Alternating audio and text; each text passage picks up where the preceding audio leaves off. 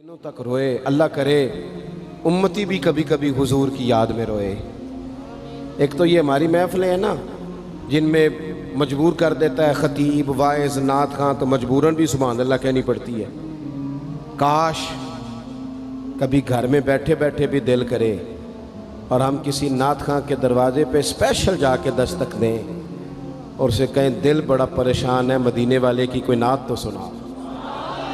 کبھی ایسا بھی ہونا کہ گھر میں پیسے نہ ملنے پہ تو ٹینشن ہوتی ہے اور کوئی مقدمہ آ جائے تو پریشانی ہوتی ہے، لڑائی ہو جائے تو ہوتی ہے۔ کبھی یوں بھی تو ہونا رات کو ابا جی رو رہے ہوں بستر پہ اور بڑا رو رہے ہوں اور تڑپ کے رو رہے ہوں، بچے آ کے اماں سے پوچھیں کیا مسئلہ ہے ہمارے ابا کو، کوئی پریشانی ہے، کوئی ڈاکٹر کو بلائیں، کوئی دکھ ہے؟ اماں کہتی ہے جاؤ تمہارے والی بات نہیں۔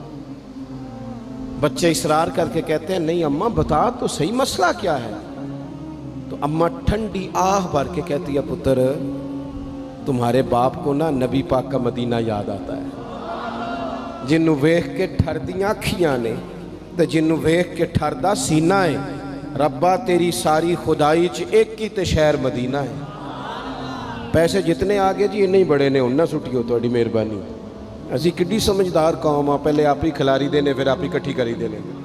کیسی بات ہے، غوث پاک کی محفل میں لوگ بندے گنتے تھے، توبہ کس کس نے کی، ہماری محفلوں میں لوگ نوٹ گنتے ہیں اور اسپیشل بندے رکھے ہوئے نوٹ گننے کے لیے۔ بس کریں یار، چھوڑ دیں، بڑا ہو گیا یہ کام ہماری۔ سنیں جی سنیں، اللہ خوش رکھے، اللہ آپ کو خوش رکھے۔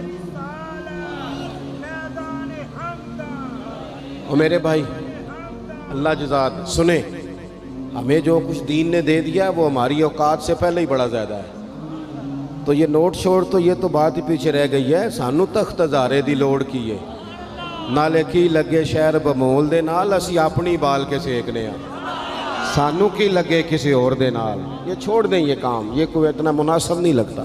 اللہ جزائے خیر دے۔ آپ توجہ کریں کیا عرض کر رہا ہوں۔ تو شدید حضور سید عالم صلی اللہ علیہ وسلم رو رہے ہیں آزمائش میں، امت کی آزمائش کو دیکھ کر حضور رو رہے ہیں کہ امت آزمائش میں۔ حضرت جبریل نے جا کے عرض کی یا رسول اللہ وہ جو خاص حساسیت ہے نا حضور کی طبیعت میں امت کے حق میں، اس کے لیے حضور رو رہے ہیں۔ تو رب کریم نے کیا پیغام دیا؟ کہا کہہ دو محبوب سے جا کے وَلَسَوْفَ يُعْطِيكَ رَبُّكَ فَتَرْضَىٰ، محبوب رب آپ کو اتنا دے گا کہ آپ اپنے رب سے راضی ہو جائیں گے، راضی کیا جائے گا امت کے حق میں۔ اور حضور فرمانے لگے جب تک ساری امت جنت میں نہیں جائے گی میں نے راضی نہیں ہونا۔ حضور کا یہ رشتہ حساسیت،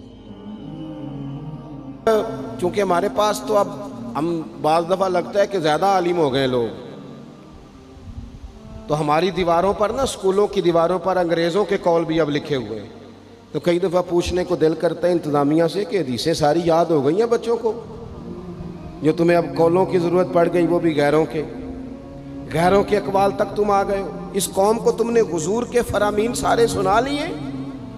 او خدا کے بندو، حضور نے تو اتنا حساس کر کے یہ رشتہ بتایا ہے کہ باریک باریک نقطے بھی سمجھائے، یہ کام نہ کرنا دوزخ میں چلے جاؤ، یہ کام کرنا تمہارا فائدہ، ایک ایک بات کھول کے بیان کی۔ امت کے پاس ٹائم ہی نہیں ہے حدیثیں پڑھنے کا، وقت ہی نہیں ہے۔ ہمارا تو مزاج بن گیا نقطے سننے سنانے کا، نقطے۔ وہ ہمارا نقیب محفل اسٹیج پہ بھاگ کے ادھر جاتا ہے، پھر بھاگ کے ادھر آ جاتا ہے۔ وہ کیوں لگا کہتا میں جملہ دین لگا۔ او خدا کے بندے تو جملہ رہن دیکھا، تو کوئی آیت دے، تو کوئی حدیث پاک پڑھ۔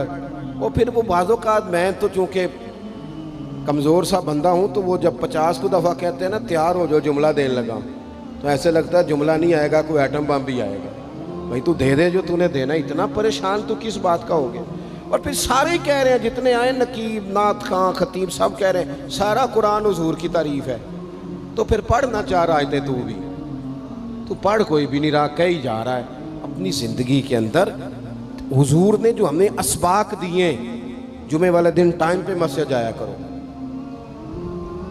مولوی نکمہ بھی ہو نا میری طرح کا، آپ وقت پہ جائیں گے تو وہ جلد تیاری شروع کر دے گا، آپ آخری 10 منٹ جاتے ہیں تو وہ کیا مولانا دیواروں کو تقریر سنائیں؟ تیاری کریں، حضور کے فرامین سنیں، اور نبی پاک صلی اللہ علیہ وسلم نے جہاں جہاں ہمیں اسباق پڑھائے ہیں وہ اس رشتے کی حساسیت کو دیکھیں۔ چونکہ حضور نے بڑا حساس رشتہ بنایا امت سے، تو پھر امت کے دل بھی حضور کے حق میں بڑے حساس ہیں۔ اپنے مزاج کے لحاظ سے نا نرم طبیعت کے آدمی حضرت صدیق اکبر۔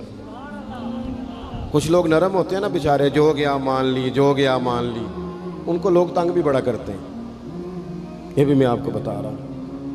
وہ جس بندے کا پتہ ہوتا ہے نا کہ جناب اس کے پاس گئے تو یہ اکثر تارے شاٹ بھی رہتی ہیں، تو وہاں ذرا جاتے بھی لوگ تھوڑی احتیاط کرتے ہیں۔ حضرت ابو بکر صدیق طبعاً نرم طبیعت کے تھے، کشادہ روئی، خندہ پیشانی مزاج کا حصہ تھا۔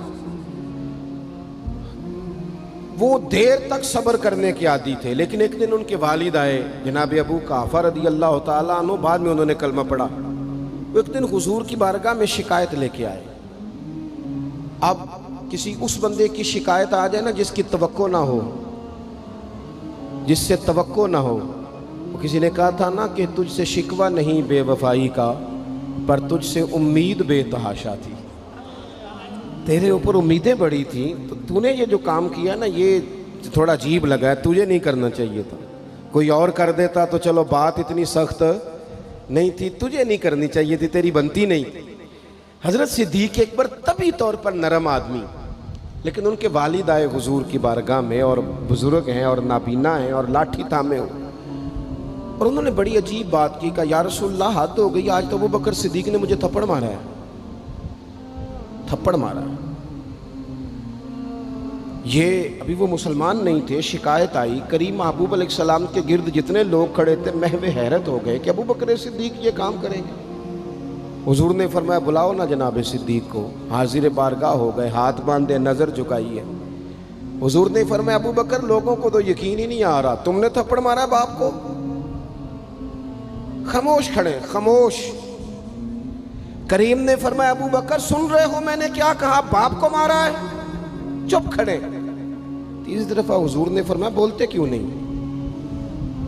انہوں نے نا گردن اٹھائی، آنسو ٹپ ٹپ داڑھی پہ گر رہے، رو کے عرض کرنے لگے یا رسول اللہ باپ سے کہیں خنجر لے کے میرا گلا کاٹ دے، میں سی نہیں کروں گا، پر اس نے نا آج آپ کے بارے میں بات کی ہے، آپ کی شان اقدس کے بارے میں کچا جملہ بولا ہے، آپ کے بارے میں کمزور بات کی ہے۔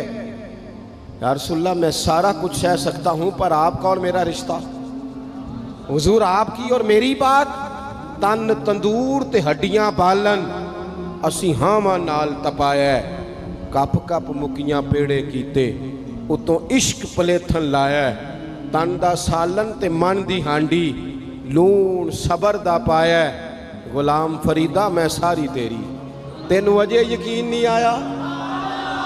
فرمانے لگے، عرض کرنے لگے یا رسول اللہ صلی اللہ علیہ وسلم انہوں نے آپ کے بارے میں بات کی ہے، شکر کرے میرے ہاتھ میں تلوار نہیں تھی، ورنہ میں باپ کا سر کاٹ دیتا، اس لیے کہ ہر چیز برداشت ہے، محبوب کی شان کے بارے میں کوئی بات کرے یہ امت کو برداشت نہیں ہوتی، ہم یہ کیسے قبول کریں، کیسے اس بات کو قبول کریں؟ عزیز بھائی اس رشتے میں حساسیت، آپ دیکھیں صحابہ نا اس حساسیت، اور صرف ناموس رسالت کے مسئلے میں نہیں، ہر مسئلے میں وہ حضور کے حق میں حساس